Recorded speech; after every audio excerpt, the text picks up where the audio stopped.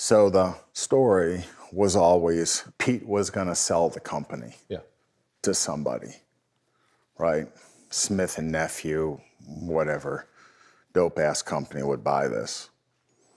So my thinking was, again, on the MiMedx hill where I'm not going to die, he is. I don't mean that as a threat. I mean that figuratively, I know right? that. The FBI might not figure right, that, but right. I mean, I want them to figure out that that's a right, figure of speech. Right. I'm always careful now to of course. to say these things so no one takes it too seriously. So I said, I need to expose this thing and expose this thing quick, because he will do whatever he can, this is Pete, to silence people, to shut people up, so he can keep cooking the books, perpetrating the fraud, sell it to somebody, and then whoever would pay anything for this thing would have a huge write-off and say, uh-oh, spaghetti-o, we got rat-fucked by Pete. Which, as the clock starts ticking, you know, where the FBI visited me in very early December, and I'm getting my head screwed on this thing, on this battle. I have my armor on, and I'm ready to roll. So year ends, and next on the docket is this JP Morgan conference in San Francisco. And I'm a client of JP Morgan.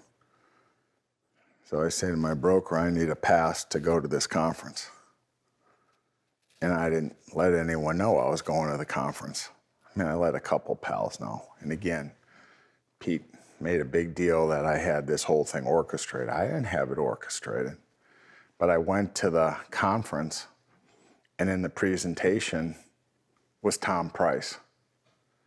And I'm thinking to myself, what the fuck is Tom Price doing in San Francisco? Some disgraced former HHS secretary. So, I mean, he's bought and paid for by Pete. So Pete tells him to come to San Francisco. You know, I'll go see accounts, and you tell people how great this product is, and you see us at JP Morgan. So I see him at the presentation, and Pete's hyping the stock. So I go to the breakout. And he doesn't know what I look like, or this, that, and the other. And at the breakout, I figured I'd pull a network associates on him. And I said to myself, I'm just gonna jump this motherfucker right in the meeting and just get my hooks into him and freak him out. Parker, can you tell me why you're suing certain employees who left for cross-selling product, while many of your tenants of the company are still doing the exact same thing?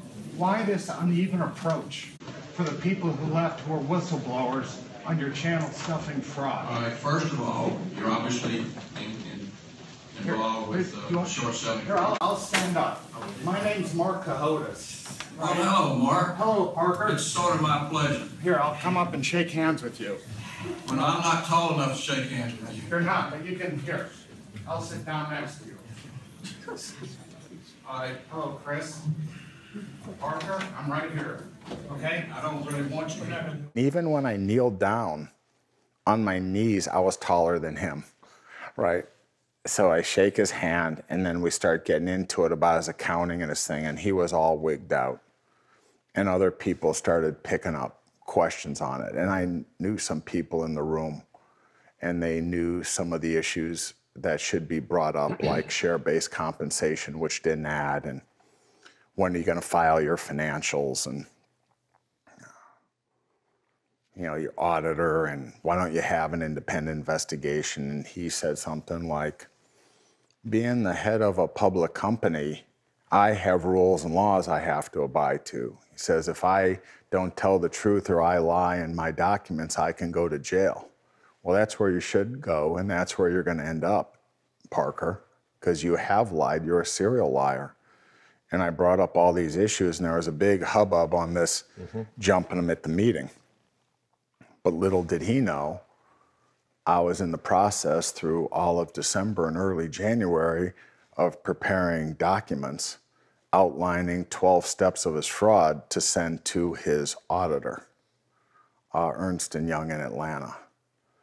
And the JP Morgan conference was January 10th-ish.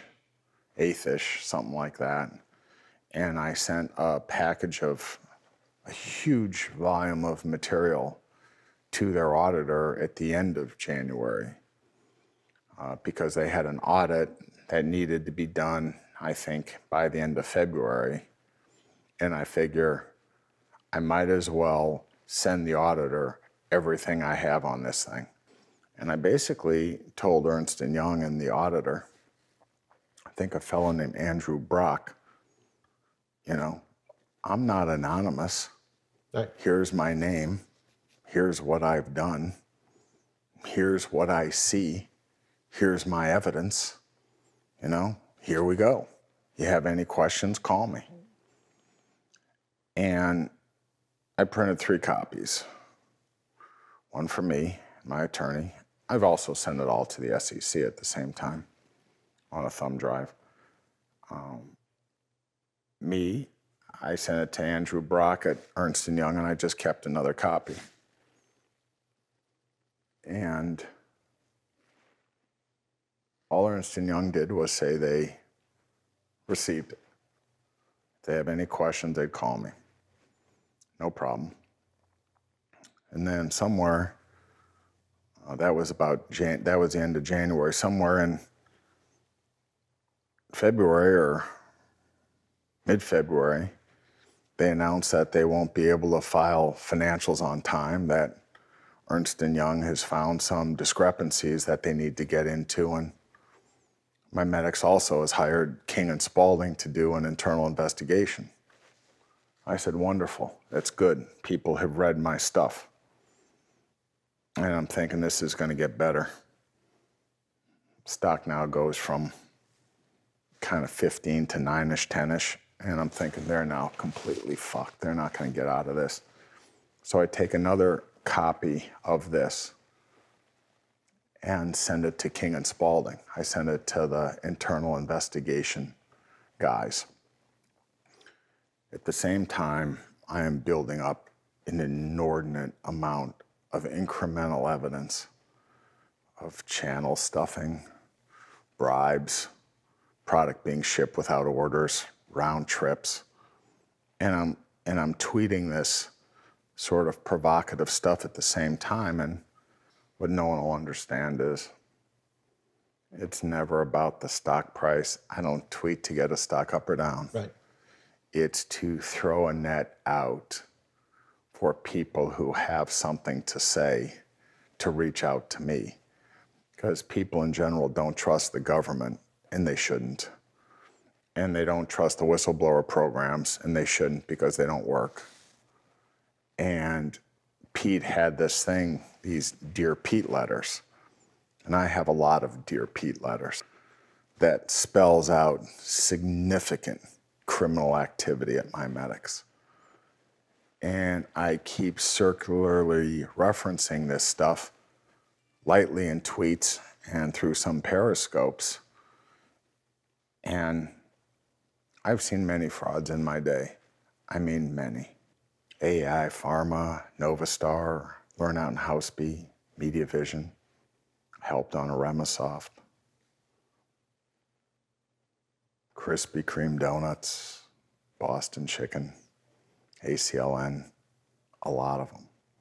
I've never, ever, ever seen anything like this. I mean, Learn Out and Houseby was a Russian money laundering stuff product in Korea. Very simple. Krispy Kreme's loans, fake sales. California Micro Devices shipping fake product to people very, very easily. This MiMedx is everything. And I never, ever, ever have seen anything like it from this pissant company in bumfuck Georgia. So, as you say, shorts are perceived as all these things. And I think I said it to you or someone else years ago or a time ago. Legitimate companies, they don't know who the fuck I am. Right. Right? They don't know me from a hole in the wall. But if you're a bad guy, whether you're in Canada or this country, you know exactly who I am. You know exactly who I am, and I don't think you want me on your case. And Parker disrespected me enough, threatened me enough that I figured this is where it has to be, right? It's not about the stock price. When people would tweet back at me and say, I own the options, what do you think, or what's your timing? I said, I could care less. I am focused on ending and exposing this fraud, period. I care specifically about the fraud at MiMedx. I care specifically about drop shipping stuff to doctors who never ordered it in Vegas, or Stability Biologics where they round trip product. You'd say, what's round tripping? Basically ship product in, book it as revenue, product would come back, they wouldn't even mark it as a return. They had people inside MiMedx jerry-rig their software to allow returns without even counting as a return and shipping it again. And it's still going on. You touched on Twitter there, and I want to talk about this because it's been an incredible tool for you. Mm-hmm. And I think people don't really understand how you use Twitter, because again, this crazy fixation on the stock price that people seem to have, it's all about the stock price and trying to move the stock price where you want it to go. For you, Twitter's been an invaluable resource for completely different reasons, right? So just talk about how you've used it throughout this process. Well, Twitter and its cousin Periscope have been hugely important. I found out that everyone at MiMedx follows me on Twitter, and they monitor every one of my words. They even had people who they were paying upwards of $100,000 to, who are employees of the company, monitoring and debating me on Twitter under normal aliases. These are paid people by the company who work at MiMedx, specifically Leanna Moss, AKA Firebird Ruth. She was Bill Taylor's assistant, and everything I said on Twitter would go back to him. And Bill Taylor was... Bill Taylor was Pete's right-hand man, right, who was fired for cause. Pete and Bill Taylor, Chris Cashman, and numerous others who are still there were the masterminds behind this fraud. So Firebird Ruth knew about the FBI visit December 24th when no one else did, and said on Twitter, were you visited by federal agents? And I sent it to my lawyer at the time, not knowing exactly who Firebird Ruth was, other than a plant by MiMedx, but she ended up being an employee. I think the general counsel of MiMedx was also on Twitter, and others. And they were threatening me, and they were having others do it. But at the same time, former employees follow me on Twitter. People who sell and compete with MiMedx and other doctors who wouldn't be bribed by MiMedx follow me on Twitter, and I started getting reached out to by all these people with different forms of information. And I started doing periscopes, and I put out my P.O. box and where they can send me stuff. And through the mail and through emails and direct messages, I came up with an inordinate amount of stuff on MiMedx. And people, by and large, until Pete was thrown out, and then subsequently for cause, people were scared to death of being outed by him because he's so litigious and he's just such a mean, toothless motherfucker that no one wanted to get sued by him. So I was kind of the force with the shield, and I basically said, follow me. And it's really through Twitter that is and sort of was my vehicle. Now, with it comes a lot of bad, and it comes a lot of trolls and a lot of hate and a lot of nonsense with it, but you try to block people and make note of who's hating on you to expose them. But it's an extraordinarily valuable tool for me to, I would call, data mine. And really what I am at the end of the day is I'm an analyst, and it's a guy who used to work at the SEC, Bob Hansen, used to describe his job as a rock breaker, that Marc Cohodes would dump him a huge bunch of rocks and he would crack the rocks, and some would have gold in them and some wouldn't, but you got to crack the rocks. And that's why waking up at 3 in the morning and going till 10 at night for 300 and some odd days straight, that's what it'll do. It's just flat out hard work.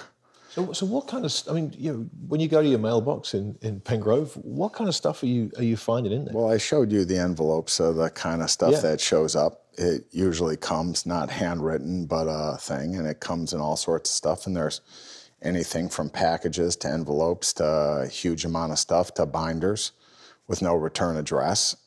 And, some of those letters, they said that we view you as a hero and keep at it. Here's what's going on at Stability. Here's what's going on in Texas. Here's what Brawley's doing. He's kicking back money to doctors. I have to compete with them. Methodist Hospital and blank, blank, blank had a huge amount of product that they never ordered show up at the end of the quarter. Irregularities in Saudi Arabia. This doctor has been bribed. This doctor has been paid off. This doctor was in a study and bragged they were paid off in MiMedx stock. This guy did this. And being paranoid for a reason now, right? I assume none of it is necessarily true, and you sort of have exactly what I was going to ask you. How do you get all this stuff, and because of the battle you're in, there's information and double information and agents and double agents. You don't know what's real. You don't know which way is up, which way is down. How do you go about working out which of this stuff is legit and which, if any, is planted to make you make a misstep? It's an excellent question. And, the funny thing is, for a guy who was never good at school, my brain doesn't work normally like everyone else. It doesn't work like those Harvard and Yale and Stanford guys. It's a pattern recognition, and what I'd like to say is I build a mosaic. I know what the tree is supposed to look like. I know what can fit on the tree, and I know what doesn't fit on the tree. And if something's an outlier in either direction, both good or bad, I tend to throw it out because it just doesn't fit. It's too far out on the believable curve.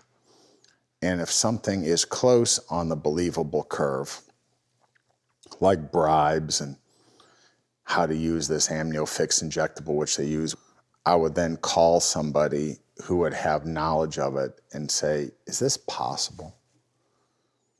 Is this possible that chiropractors are actually injecting this in people's spine? Is this possible that people are injecting it in someone's scalp for hair restoration or penile enlargement and promoting this as a stem cell, this, that, and the other, which is 100% illegal? Is this possible this occurs? And someone would say, I'll check on it and get back to you.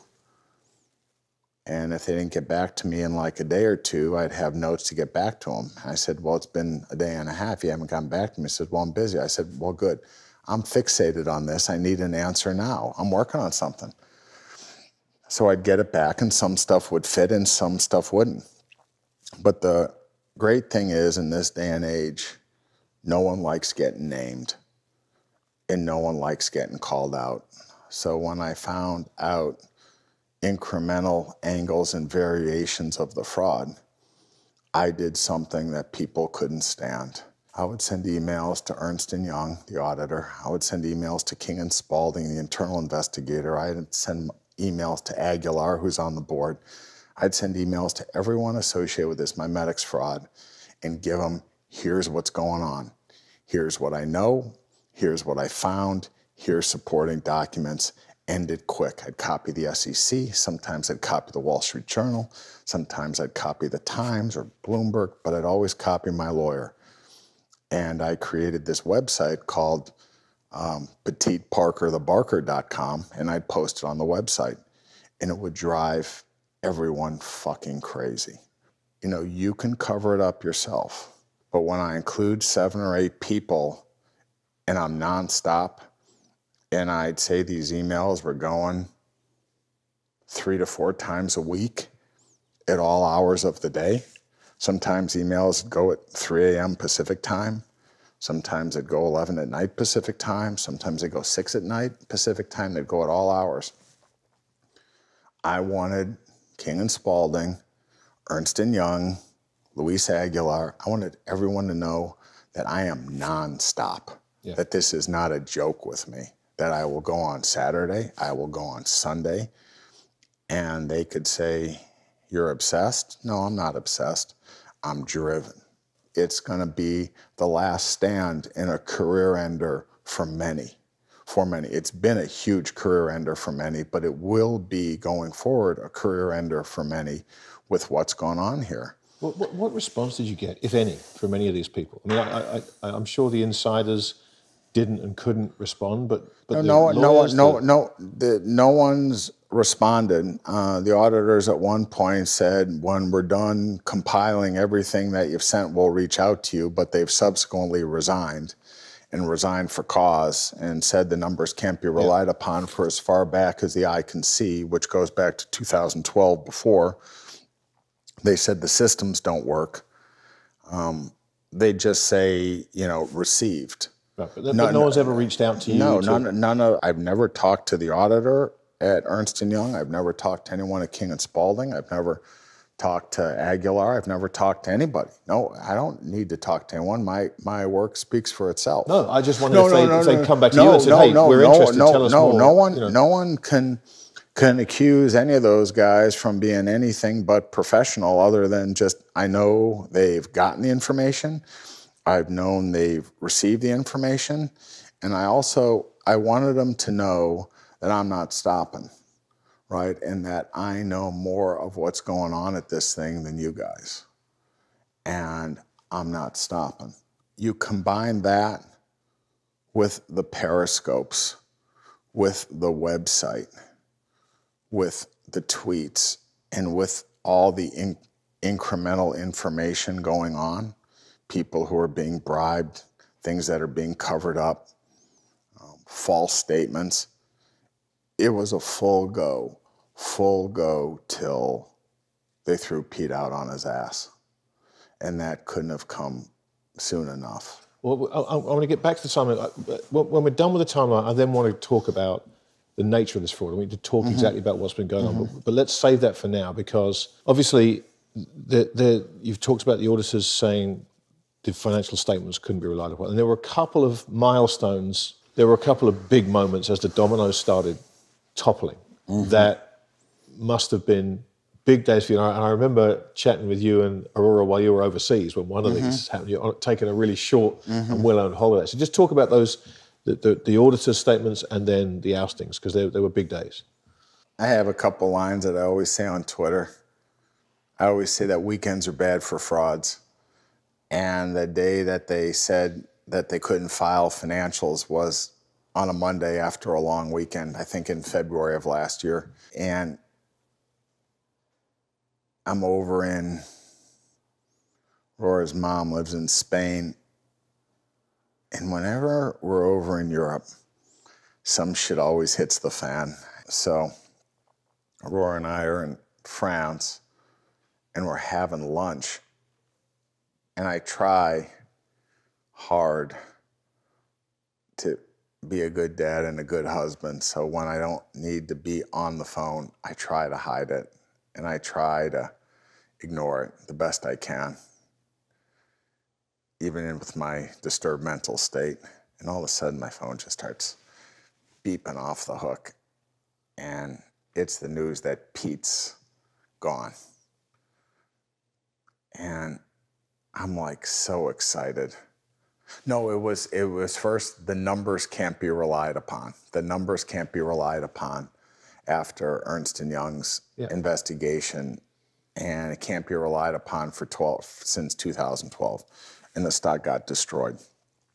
And I'm like all excited because with MiMedx, it's such a criminal operation and it's such a rigged stock. Always in front of bad news, it would go way up. Yeah. So one of their buddies or whoever was hyping the stock. I didn't like when things were marked up as things were falling apart, it was the ultimate of stock manipulation. So when the auditors and all said the numbers can't be relied upon, you called me or whatever, and I was all excited, and the stock got killed. But you know, and this is, again, I want to get back to these misperceptions, because I know you were excited because maybe this thing's over, not because the stock price went down. No, it's kind of like a ball game, right? I mean, I pitch innings, and I plan on pitching the whole game. I'm not counting on going 6 innings and they bring in a reliever. I'm counting on being in the game till the ball game's over and I'm not coming out. So when the auditor said the numbers can't be relied upon and the stock got destroyed, I think got destroyed down to 5 maybe, something like that, from 8. I said, now we're getting close, but Pete's still there. Mm-hmm. And the Bulls would say, if it was so bad, why is Pete still there? You know, on Twitter, I'm saying there should be an internal investigation. Pete should be gone. It's no real investigation if Pete's still there, given that he's controls everything and everybody and the whole thing. But that was in early June. And they kept the antics going. I think they had a conference call saying they're going to expand it internationally, which is complete bullshit. You know, it's all the work of the shorts, and this will soon come to an end, and everything's good, and business is great. It's never been better. Blah blah blah blah blah. Even though no numbers can be counted on. Crazy thing is, dopes believe it. Yeah. You know, dopes believe it. No matter what they're faced with, they believe his bullshit because of his so-called legacy of being a criminal for 36 years. That was early June. My birthday's June 18th. They said, what do you want for your birthday? I said, this nonsense to end. I said, I don't need anything. I don't want anything. I'm a simple guy. Aurora gave me my license plates for my birthday. Those were my MiMedx license plates. That was the greatest gift I could have. I remember in June, I had, this sometimes gets hard. I had lunch with this Billy Buckingham character. And he had pancreatic cancer. So he says, whatever you do, he said, don't let up on these guys. He says, just don't stop. Because he was there when the FBI came, yeah. Yeah. Sure. He said, you know, he's not looking good. He said, don't let up on these guys. He said, the greatest excitement of my life was when the FBI came back to hassle you. And I said, you have led a bad existence. And we laughed. It was the last time I saw him.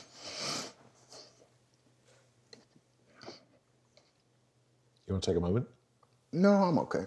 But it just said, you know, I am just, if you thought, or if I thought I was going to take a break, you know, and that declare victory. Yeah.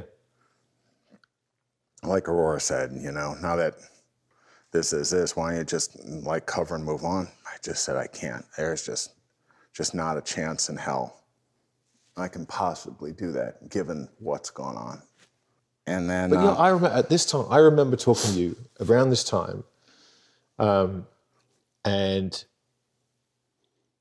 we had a conversation. And I said, you know, this is almost over. You know, can you see the end now? And you said to me, this is it for me. I'm done. This is my last go round. Yeah. Because this has been just brutal. Yeah.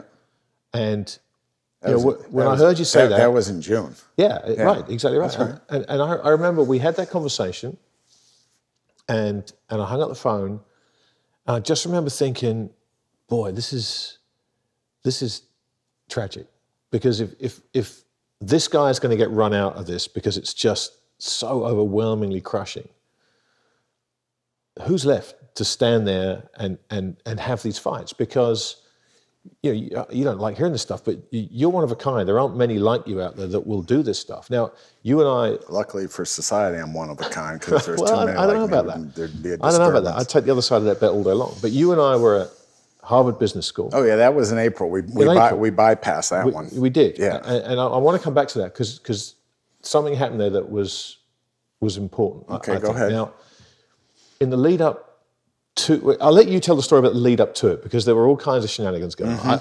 I got the call saying, would I moderate a discussion between you and Andrew left about short selling? I was privileged to be invited. Yeah. Andrew pulled out at the last minute because he was sick. But there was stuff going on behind the scenes. But Parker sends the president of Harvard a letter, and the head of Harvard Business School, and the students running it, saying they can't let me speak at Harvard, that I'm a sideshow, that I'm a criminal, and that I'll hijack things, and it's bad to let me speak. So Harvard made me aware of this. I said, okay. They said, we want you to speak. I said, okay. They said, we've invited Pete. I said, that's wonderful. I'd love nothing more than him to show up, and that he's declined. And I said, that's fine. So, of course, I was going to talk about MiMedx and all the skirmishes up to then. And I remember sitting there on the stage with you. It was me, it was you, and as it started, I brought up a chair for Pete. And I said, this lowlife, wrote everyone a letter saying I shouldn't speak. But Pete, if you're in the audience, you're welcome to come up here and sit next to me. And I think everyone got a kick out of that. But that was in April. That was in April, and the thing was sort of, people use the stock price as a sign. I think the stock was 7.5, 8-ish, and some of the stuff was building up. But writing a letter to Harvard for me not to speak, was pretty rich. Well, there's a reason I brought this up now, because talking about you saying this is your last go around, because I'll never forget sitting on the stage when the moderator introduced us both, and I started introducing you, and you said, Grant, hold on a second. And you turned to the audience, you said, I'm not a Harvard guy. I'm not like the normal people you get up here. I'm who I am. I'm plain spoken. I don't mean to offend anybody. So please, I talk the way I talk, and just, put up with it. And I'm watching all these, 20-somethings sitting there staring back at you. You said, so don't take offense. But someone has to take these fuckers down. And I looked at every single pair of eyes in that audience, just go, what the hell is this? And we had that discussion, and you being you didn't pull any punches. You caught it exactly like you saw it. But after we finished, I scuttled off at the back while you stood on the stage and talked to the people who wanted to talk to you. And I went back upstairs, and I was standing talking to Aurora.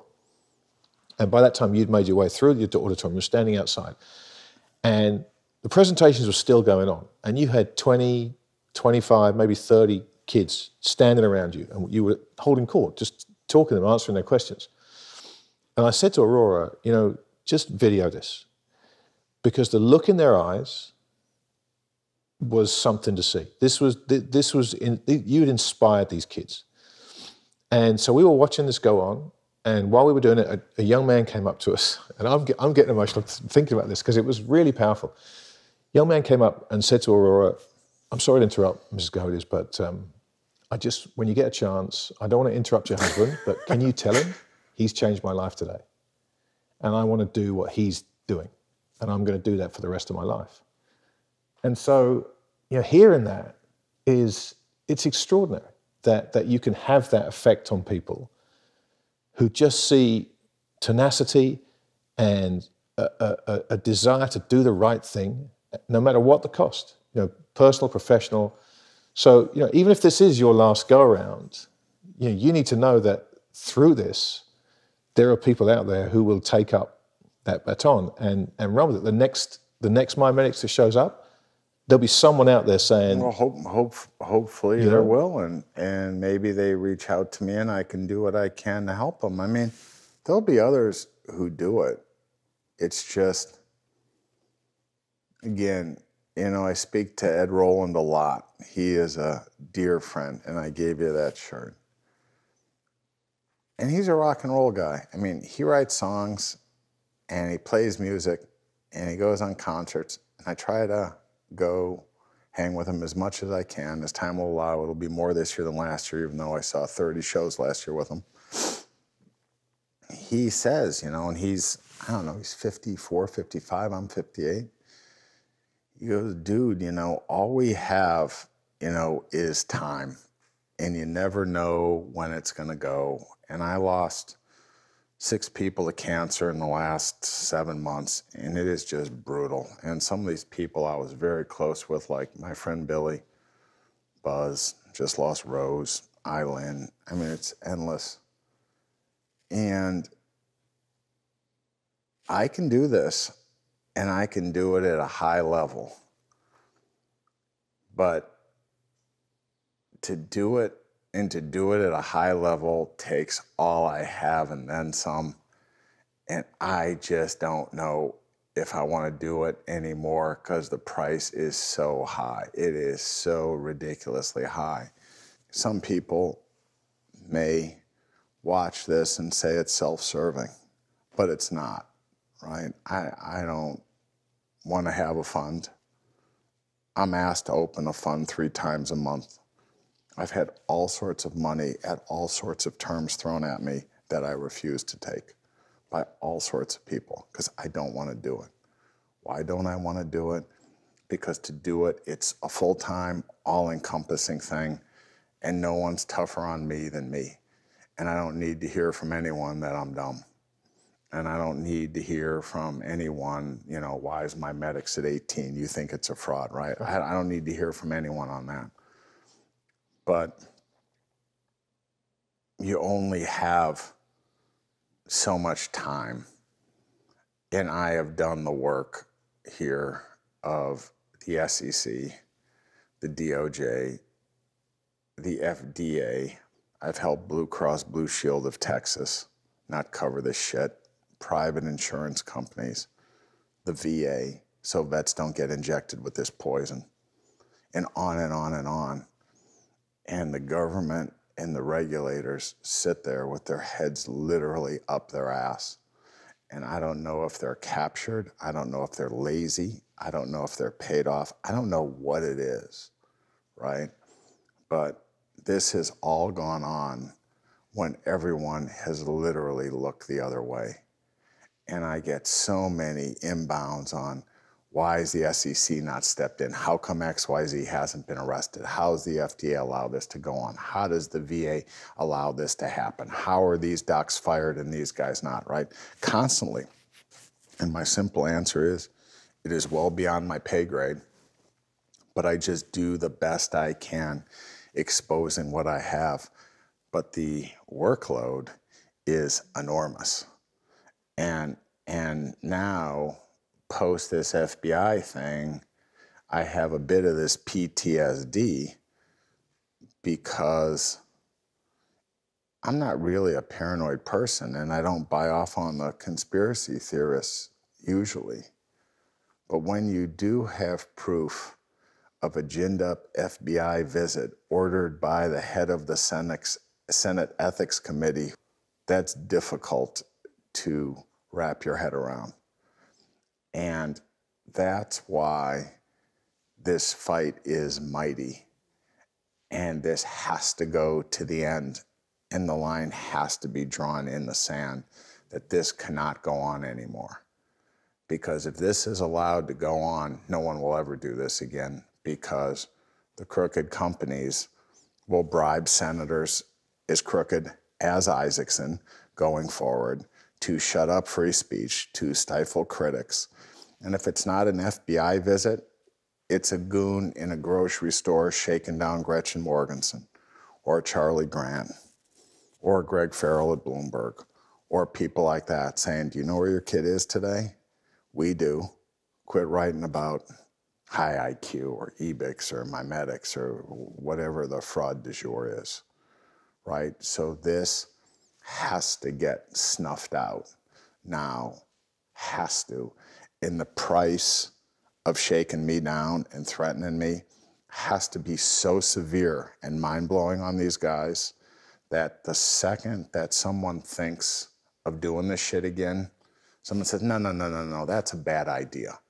Remember what happened with that Cohodes character when we ordered the FBI to pay him a visit? Because it was never about tweets. This bullshit began after I spoke of MiMedx at Grants, as FOIAs have now detailed. It was never about tweets. Tweets was the guys behind it, and tweets could have been handled through Twitter. But that's why, and I keep, you know, again, I'm not wired mentally like anyone else, thank God for society, but I keep hearing Billy Buckingham's voice in my head, not to let up, you know, not to stop till this is done. And Aurora says to me all the time, she says, haven't you had enough? I mean, the stock's $1 or whatever it was, or people covered $1. I said, no, the job is not the stock, and the company will go bankrupt. I mean, they will go bankrupt and people will be arrested. The job is Isaacson has to go down and be exposed for his role in this. Pete has to get arrested and exposed for what he's done. And vets who get injected and treated with this bullshit have to know that they're being used as guinea pigs to promote a massive fraud. And when all that stuff is done and out, my job's done and I'm done. There's one more piece of this before we get into the nature of the fraud that I want to talk about, and that is the day it was announced that the guys at the top were out. Mm-hmm. Just talk us through that day for you, because that's vindication. It's not the end, but it's vindication. It's like Monday, July 2, and Mary Armstrong, who's a whistleblower, and she's public. I mean, she wants to be public. She was in the Wall Street Journal. She emails me like Sunday and says, can I come up, you know, the farm and see you, meet you on Monday or Tuesday? I said, sure, come on up. So the day she's coming up is the day, you know, the Monday after the whatever, that Pete and Taylor are out for cause. And then we did the emergency periscope, and I was so happy. I was so excited. I mean, I opened like the window to my office, and I just screamed at the top of my lungs, and it was 5 in the morning. I come running the house, and I wake up Aurora, and I say, he's gone, he's gone. They fired him, they fired him, they fired him. And it was just great.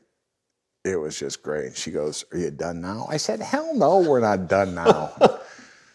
She goes, where's the stock? I said, well, it's 3. She goes, why don't you just cover it and move on? I said, I can't. I called my friend Billy and told him. He said, great. He says, stay after him. I said, I'm staying after him. And then everyone says, why don't you just cover and move on? And I said, don't you understand? It's not about the stock, right? It's about finishing this thing off. But, you know, the guy who had a problem with Pete, he's gone. I said, I understand, but it has to get exposed. It can't just, right, be swept under the rug. So the stock's 3 and whatever, and it trades at 3 and whatever. And sure enough, these guys recreate stories, and they bring in this bankruptcy guy, but they don't file bankruptcy right away. And they tell stories, and Pete says he's going to take the company over, and whatever bullshitter is railroaded out, and kept the party going some more. But that was a big day. Yeah. That was like a grand slam in the 7th to put us up 6-1, you know, in a 2-1 ball game. And I'm like thinking, God, this is really good. So that was early July, and I did a periscope with Mary that day. And we were just getting into it, just a horrifically bad guy this guy is. But I said to anyone to listen, and I kept going with Ernst & Young and King and Spalding and Aguilar and the SEC and my attorney. Just because Pete Taylor, you know, and these guys are gone, all his henchmen are still there. Cashman and Brawley and Ricky Palmer and Andolino and Blocker, you know, all the bad guys are still there doing bad things. And then they bring in this Alvarez and Marshall guy named Coles, David Coles. And I thought they were bringing him in to just pull a white sheet over the corpse and declare bankruptcy, but hasn't been the case, which is why the story keeps going.